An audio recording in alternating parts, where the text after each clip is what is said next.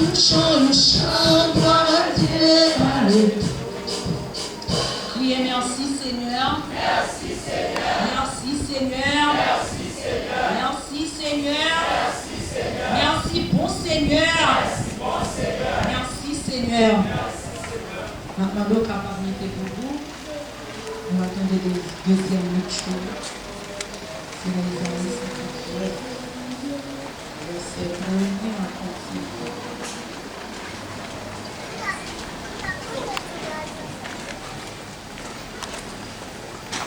Isaïe 59.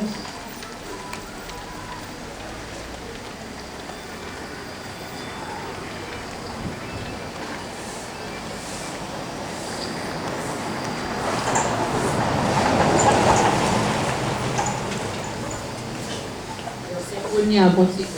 Il y a la page 736. Non, la main de l'Éternel n'est pas trop courte pour sauver, ni son oreille trop dure pour entendre. Mais ce sont vos crimes qui mettent une séparation entre vous et votre Dieu. Ce sont vos crimes, vos péchés qui vous cachent sa face et l'empêchent de vous écouter. Car vos mains sont souillées de sang et vos doigts de crime. Vos lèvres profèrent le mensonge. Votre langue fait entendre l'iniquité. Nul ne se plaît avec justice. Nul ne plaide avec droiture. Ils s'appuient sur des choses vaines et disent des faussetés. Ils conçoivent le mal et enfantent le crime. Ils couvrent des œufs de basilic. Celui qui mange de leurs œufs meurt. Et si l'on en brise un, il sort une vipère. Leurs toiles ne servent point à faire un vêtement. Et ils ne peuvent se couvrir de leurs ouvrages. Leurs œuvres sont des œuvres d'iniquité, et les actes de violence sont dans leurs mains. Leurs pieds courent au mal, et ils ont hâte de reprendre le sang innocent. Leurs pensées sont des pensées d'iniquité.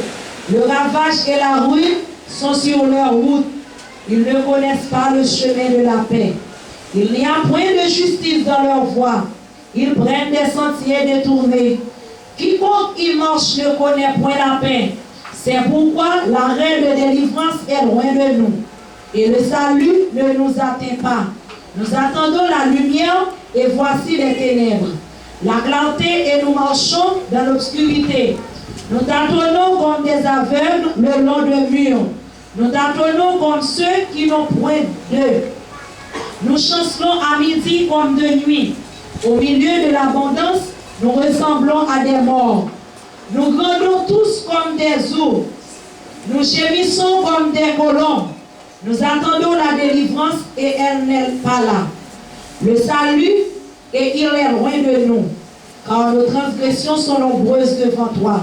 Et nos péchés témoignent contre nous. Nos transgressions sont avec nous et nous connaissons nos crimes.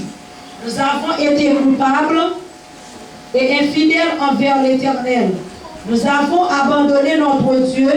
Nous avons proféré la violence et la révolte, conçu et médité dans le cœur des paroles de mensonge. Et la délivrance s'est retirée et le salut se tient éloigné.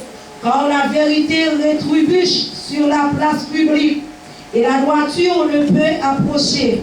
La vérité a disparu et celui qui s'éloigne du mal est dépouillé. L'Éternel voit d'un regard indigné qu'il n'y a plus de droiture. Il voit qu'il n'y a pas un homme. Il s'étonne ce d'eux que personne n'intercède. Alors son bras lui vient en aide et sa justice lui sert d'appui. Il se revêt de la justice comme d'une cuirasse et il met sur sa tête le casque du salut. Il prend la vengeance pour vêtement et il se couvre de la jalousie comme de manteau. Il rendra à chacun selon ses œuvres. La fureur à ses adversaires, la pareille à ses ennemis. Il rendra la pareille aux îles. On craindra le nom de l'Éternel depuis l'Occident et sa gloire depuis le soleil levant. Quand l'ennemi viendra comme un fleuve, l'Esprit de l'Éternel le mettra en fuite. Un Rédempteur viendra pour Sion, pour ceux de Jacob qui se convertiront de leurs péchés, dit l'Éternel. Voici mon alliance avec eux, dit l'Éternel. Mon esprit qui repose sur toi et mes paroles que j'ai mises dans ta bouche ne te retireront point de ta bouche, ni de la bouche de tes enfants, ni de la bouche des enfants de tes enfants, dit l'Éternel dès maintenant et à jamais.